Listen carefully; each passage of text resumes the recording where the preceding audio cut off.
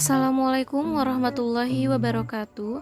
Selamat datang kembali dalam pembelajaran Bahasa Indonesia kelas 9.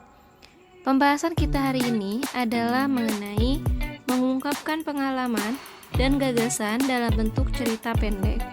Adapun materinya adalah 1. Prinsip menulis cerpen, 2.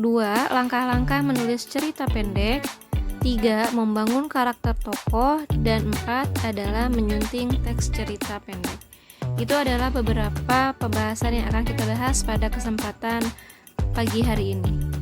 Baik, sebelum kita membahas bagaimana cara membuat sebuah cerita pendek, alangkah lebih baiknya tanamkan dalam diri Ananda bahwa membuat cerpen itu tidaklah sulit. Kenapa? Karena pernyataan tersebut harus ditanamkan pada pikiran Ananda sebelum menulis. Jika Ananda berpikir bahwa menulis cerpen itu sulit, hal tersebut benar-benar akan menjadi sulit. Jadi menulis cerpen itu tidaklah sulit karena siapapun bisa menulis kalau mau mencobanya. Jadi prinsip menulis cerita pendek ada 3. Yang pertama, tulislah sekarang. 2. Jangan takut gagal. Dan 3 adalah jangan menyerah. Adapun langkah-langkah yang dapat ditempuh untuk menulis cerita pendek bagi pemula adalah sebagai berikut. Yang pertama adalah mencari gagasan. Artinya, gagasan atau ide cerita adalah hal pertama yang harus dimiliki si penulis. Karena ide ini biasanya tidak muncul begitu saja. Contohnya, penulis-penulis ternama pun selalu mendapatkan ide mereka ketika menjalani kehidupan sehari-hari. Sebagai contoh, Ananda pergi ke sekolah. Nah, dalam perjalanan ke sekolah, cobalah Ananda amati kejadian yang ada di sekitar kalian. Apakah di jalan ada seorang pedagang atau penyapu jalanan? Nah, biasanya ide itu sering muncul dari hal-hal yang kecil atau bahkan sebelumnya kita tidak pikirkan. Nah, cobalah dengan lebih peka lagi untuk mengamati, karena ide itu akan muncul secara alami.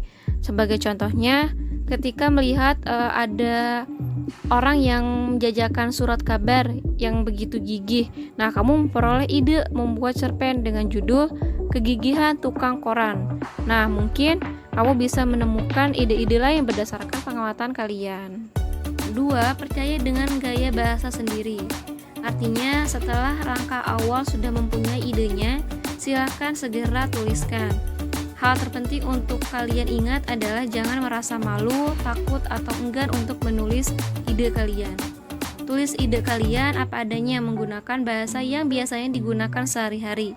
Apapun hasilnya, itu adalah cerpen buatan kalian. Jadi setelah kamu mencari ide dan selesai menulis sebuah cerpen, pasti kalian akan merasa bangga setelah selesai menuliskan semua ide-ide kalian. Dan tidak perlu dipusingkan dengan harus menggunakan bahasa yang indah atau harus menggunakan gaya bahasa yang sangat memukau. Jadi cobalah, silahkan kamu tuliskan apa adanya, karena percayalah setiap orang itu mempunyai gaya bahasa sendiri yang memiliki ciri khas yang menarik. 3. Mewakili cerita. Artinya adalah paragraf awal adalah bagian terpenting dari cerita pendek. Paragraf awal penting karena mencerminkan inti cerita pendek.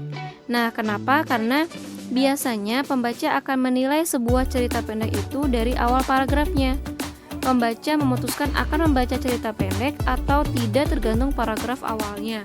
Jadi, paragraf ini harus dibuat semenarik mungkin. Tujuannya adalah untuk memancing pembaca agar terus membaca dari awal sampai akhir. Langkah yang keempat adalah memadukan peristiwa-peristiwa kunci. Setelah selesai membuka cerita, lanjutkanlah menulis secara mengalir. Buatlah paragraf demi paragraf dengan mencurahkan seluruh perasaan dan pikiran. Jangan pikirkan bagaimana hasilnya nanti. Tulis saja semuanya dengan gaya kalian sendiri tanpa ragu. Dengan sendirinya, alur cerita akan terbentuk. Ide-ide untuk paragraf berikutnya pun akan terbayang dengan jelas. 5. Menentukan ending. Di mana paragraf pembuka sangat penting, namun ending atau penutup cerita pun tak kalah penting. Ending artinya bagian yang dapat menorehkan kesan mendalam di hati pembaca. Jika paragraf pembuka memancing pembaca untuk membaca, Maka ending memancing pembaca untuk merenung. Maka tulislah endingmu semenarik mungkin. Buatlah pembaca merenung dan berintrospeksi. 6. Mengedepankan cerpen. Ketika selesai ditulis, kamu jangan terburu-buru menunjukkannya kepada orang lain. Bersabarlah, tunggulah beberapa hari. Kemudian membaca kembali cerpen karya kamu dan menilai cerpenmu sendiri dengan lebih objektif. 7. Menyunting cerpen. Artinya, memperbaiki kesalahan yang terdapat dalam teks cerpen. Dalam tahapan ini, artinya kalian harus membaca ulang kembali dan temukan kesalahan sebanyak-banyaknya, lalu diperbaiki. Dan setelah selesai, yakinlah dirimu bahwa cerpen yang sudah kamu buat itu sudah matang dan siap dibaca oleh orang lain. Yang terakhir adalah jangan pernah berhenti menulis, di mana menulis adalah sebuah perjalanan. Artinya, kita tidak boleh berpuas diri ketika berhasil menulis satu cerpen. Selanjutnya, hal yang tidak kalah penting untuk diperhatikan adalah membangun karakter tokoh. Ada banyak cara yang bisa digunakan, diantaranya sebagai berikut. Yang pertama, melalui ucapan tokoh. Ucapan si tokoh menggambarkan karakternya, di mana orang yang sopan tentu berbeda cara bicaranya dengan orang yang bengal. Orang yang pemarah tentu berbeda pula cara bicaranya dengan orang yang penyabar. Demikian seterusnya. 2. Melalui pemberian nama. Dalam kehidupan nyata, nama seseorang memang tidak identik dengan sifat dan perilaku orang tersebut. Namun dalam dunia fiksi, kita bisa memberikan nama-nama tertentu untuk memberikan kesan karakter yang berbeda-beda. Sebagai contoh, nama Dewi itu cenderung berkesan anggun dan keibuan. 3. Melalui deskripsi yang disampaikan oleh penulis. Artinya, si karakternya itu disampaikan secara langsung oleh si penulisnya. Sebagai contoh, Rina adalah gadis yang amat penyabar. Ia selalu memulai ucapannya dengan senyuman. 4. Melalui pendapat tokoh-tokoh lain dalam karya. Artinya, pendeskripsian sifat atau karakter tokoh tidak hanya disampaikan dalam narasi penulis, tetapi juga dialog antar tokoh. Yang terakhir adalah melalui sikap atau reaksi si tokoh terhadap kejadian tertentu. Silahkan sambil dilihat, contohnya terdapat dalam buku paket kalian masing-masing, ada di halaman 95. Nah, sekarang kalian sudah bisa menulis cerita pendek. Sebelumnya telah dibahas bahwa ketika selesai menulis sebuah cerita pendek, kita perlu menyunting cerpen terlebih dahulu. Nah, apa itu menyunting? Menyunting artinya adalah memperbaiki bagian-bagian yang salah berdasarkan telaah sebelumnya. Lalu, hal-hal apa saja sih yang harus diperhatikan ketika akan memperbaiki atau menyunting sebuah teks? Yang harus diperhatikan ketika akan menyunting adalah yang pertama, logika cerita, 2. Konflik cerita, 3. Struktur kalimat, 4. Ketepatan ejaan, dan yang terakhir adalah penggunaan majas. Yang pertama adalah logika cerita. Teks cerita pendek memang berupa rekaan, namun rekaan bukan berarti boleh tidak logis. Sebagai contoh, lutut Andri tergores batu tajam sehingga ia tak dapat berjalan. Thomas membantunya berdiri, tetapi tiba-tiba ada seekor ular.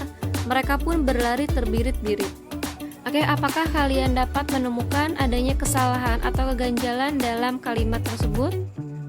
Nah, ketidaklogisan dalam kutipan cerpen tersebut adalah terdapat pada kata mereka pun berlari terbirit-birit. Kenapa? Karena di sini Andri tergores batu tajam, artinya dia tidak bisa berdiri atau tidak bisa berjalan. Kenapa? Di kalimat tersebut menyatakan bahwa mereka. Nah, bagaimana cara memperbaikinya? Yaitu dengan menggantikan kata gantinya menjadi lutut Andri tergores batu tajam sehingga ia tak dapat berjalan. Thomas membantunya berdiri, tetapi ada seekor ular. Thomas pun berlari terbirit-birit dan meninggalkan Andri. Nah, yang digantinya adalah kata mereka diganti menjadi kata Thomas. 2. Konflik cerita, di mana konflik adalah nyawa dari setiap kisah. Kisah yang tidak memuat konflik tentu tidak menarik. Kisah yang memuat konflik tetapi tidak tajam pun akan membosankan. Jadi kita harus memastikan bahwa konflik yang kita sajikan sudah sangat tajam. Lalu bagaimana cara mengetahui konflik kita sudah tajam atau belum? Nah, dengan cara ketika membaca cerpen apakah kita merasa tegang dan seru? Sebaliknya, apakah kita bosan dan merasa cerita kita biasa-biasa saja? 3. Menggunakan kalimat, di mana cerpen disampaikan melalui kalimat. Tanpa kalimat, teks cerpen tidak akan terbentuk. Jadi, ketika akan membuat sebuah cerpen, pastikan struktur kalimat yang dibuat itu sudah sesuai dengan kaidah bahasa Indonesia. Sebagai contoh, walaupun Nina sudah memarahinya, namun adiknya itu tetap tidak peduli. Tetap saja malas, Panji menggantikan seragamnya ketika pulang sekolah. Nah, setelah memperhatikan kalimat tersebut, ternyata ada struktur kalimat yang kurang tepat dan membingungkan pembacanya. Lalu bagaimana memperbaiki kalimat tersebut menjadi kalimat yang dapat dipahami oleh pembaca? Perbaikan kalimatnya adalah, walaupun Nina sudah memarahinya, Panji tetap tidak peduli. Adiknya itu tetap saja malas mengganti seragamnya ketika pulang sekolah. Sudah lebih jelas ya kalimatnya, dan strukturnya pun sudah tersusun dengan rapi. Keempat adalah penyuntingan dari segi ketepatan ejaan. Ejaan meliputi penggunaan huruf kapital, huruf miring, serta penggunaan tanda baca. 5. Penggunaan majas. Artinya, penggunaan majas ini sangat penting untuk memberi bobot pada karya sastra yang diciptakan. Tanpa majas, teks cerita pendek akan terasa hambar dan kurang nilai sastranya.